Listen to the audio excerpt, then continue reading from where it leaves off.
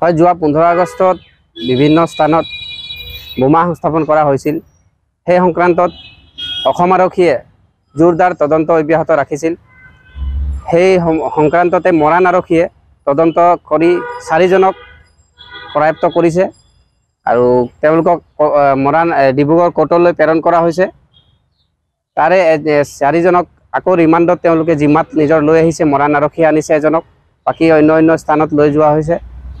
তেওঁলোকে দিয়া তথ্য আধাৰত দুখন গাড়ী জব্দ কৰা হৈছে, এখন বলেৰো AS023U 4070 আৰু এখন মাৰুতি AS07R5330 জব্দ কৰা হৈছে। আৰু তেওঁলোকক ৰিমাণ্ডৰ আজি যিহেতু সময়সীমা শেষ হৈছে, গতিকেলৈ পুনৰ তেওঁলোকক কোৰ্টলৈ আজি প্ৰেৰণ কৰা হ'ব।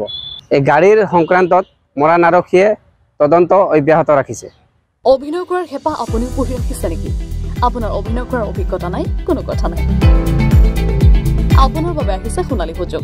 29 ছেপ্টেম্বৰত দিনৰ 9 বজাৰ পৰা নিশা 8 বজালৈ বলিউড তথা হলিউডৰ চিনেমাৰ বাবে অডিশ্যন হ'বলৈ গৈ আছে গুৱাহাটীৰ কাহিলীপাৰাস্থিত জ্যোতি চিত্ৰবনত। 5 বছৰ বয়সৰ পৰা 17 বছৰ ব্যক্তিয়ে কৰিব পাৰিব অংশগ্ৰহণ।